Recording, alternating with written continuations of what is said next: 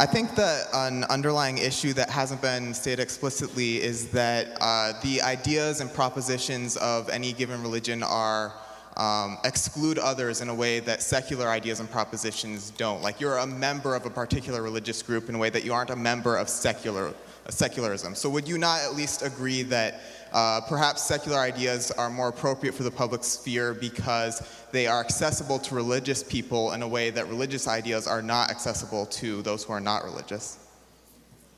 I would absolutely reject that distinction.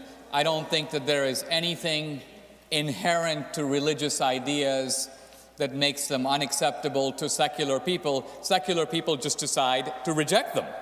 You listen to them and you decide, the pastor says, accept Jesus Christ as your Lord and Savior. You say, no. That's no different than somebody standing up and saying, don't vote for Obama, and you say, I'm going to. Or somebody says, I'm a conservative, and you say, no, I'm a liberal. There's no inherent tendency in one or the other. Now you might say, well, religions have claimed that they are the exclusive path to salvation and so on. But the truth of the matter is, even if that's true, we'll never know until we're dead. The religious claims that are made in politics apply to this world, right? There's an attempt to translate religious ideas into something like the just war theory, which has certain propositions. Don't attack first.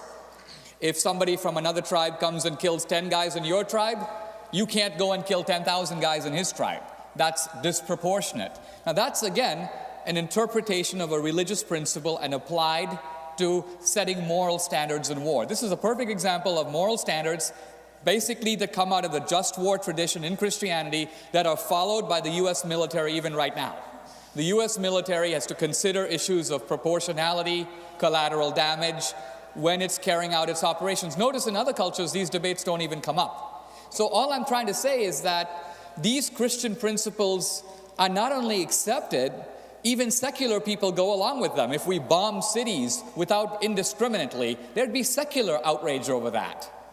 Even though that principle that you shouldn't bomb the non-combatants in war comes out of the Christian just war tradition. So again, I don't see anything particularly qualifying or disqualifying. Seems to me with every principle you got to look at the merits and weigh it. And that's no different for religious principles as for any other. They can be measured and weighed in exactly the same way. I'm departing from the debate a little bit because I agree with 90% of what Mr. D'Souza said. The only point I want to make is he is perfectly right.